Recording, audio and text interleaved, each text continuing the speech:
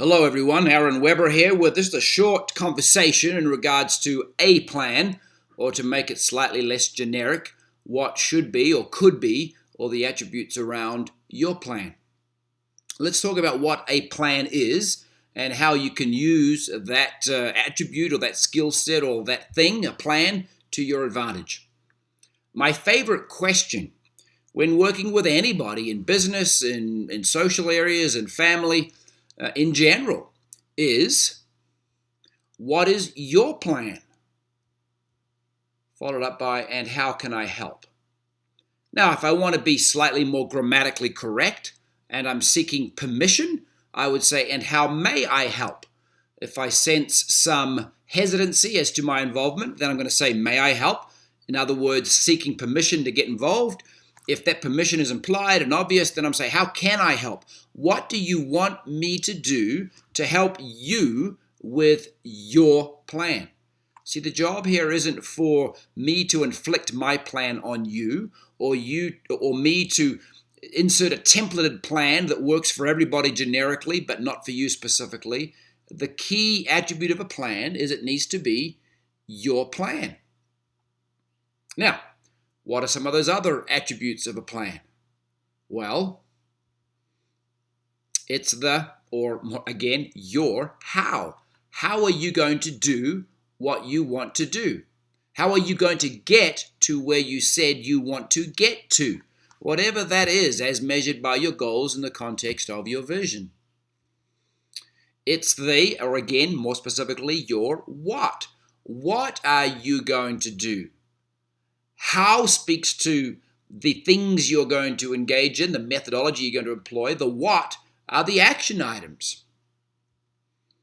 What are you going to do? And that's another key attribute of a plan. It has to be action-oriented.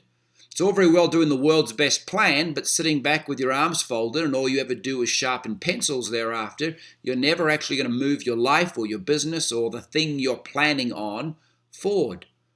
The best laid plans get blown up when the first bullet is fired in the battle of life. Understand that. But that doesn't negate the need for a plan to begin with that focus on how you're going to get there and what you're going to do. The key as to the to-do list items, as covered in my How to Achieve Your Goals, is that you have complete control over them. Sign up a new manager. Great, that's a goal, but you don't have complete control over that because someone else's decision-making process or life is part of that. Make the phone calls, extend the invitations, do the follow-ups. Those are things that you do have complete control over.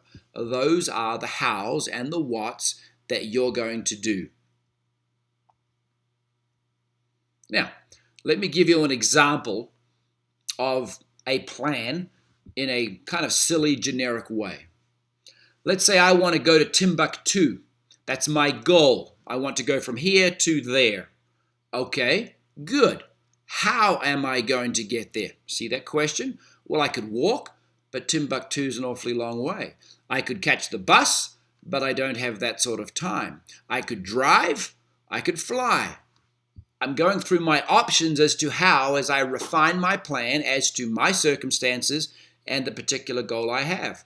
In this case, I'm going to have to fly because Timbuktu is across a whole bunch of water called the Atlantic Ocean. So I go through those options, discuss them amongst myself with those that have a stake in my goal, those who are aligned with me in that effort, and figure out for myself how I'm going to get there after going through all the options available to me. That then defines what I therefore need to do. I've made the decision. My goal is I'm going to Timbuktu. Okay, how am I going to get there? I made the decision I'm going to fly. Okay, what does that mean I therefore have to do? See, just making the decision I'm going to fly and I'm going to go to Timbuktu does nothing to move me from my chair at my desk until I do the things that are necessary to feed into the how. And I do that step by step. Case in point, I'll go onto some website. I won't promote any here. I look for a good fare, a good schedule. I make the booking. I make sure my passport's in line. I get myself to the airport. arrange an Uber, drive myself, park myself, all of the other minutiae that goes into the how and the what, I need to think through. Now, most things we do in life, we do on autopilot. We don't sit down and draw a plan to do the dishes, for example, but there's an inherent plan we're operating on. We gather them, we rinse them, we put them in the dishwasher, we turn it on, we put the right detergent in. I've learned that lesson. And then we wait for it to finish its cycle, or we take them out, we put them away, blah, blah, blah. That is a plan that we're working. It's intuitive, it's basic, but it's a how and a what based plan with action items that I have to do. Just thinking about, well, I want the dishes to be done, or I wish the dishes would be done, or I really do want to go to Timbuktu. I'm super positive about the prospect of being in Timbuktu. Doesn't mean anything unless I do the step-by-step things that are required to move me from here to there in the context of my plan that I own. The key, obviously, is to execute as to the plan. A B-level plan can become an A-level outcome if you focus on to do and just get going with it. An A-level plan with no action leads to a D or F-level income because you're just not going to get anywhere. Let me give you another example. Recently, my older sons around the dinner table were talking about this, and frankly, it's a little bit humorous, this raid on September 20th to Groom Lake, also known as Area 51. Over 2 million people, I think, have responded on Facebook that they're going to storm Area 51 and go see them aliens. They're all going to do a Naruto run and go storm the issue.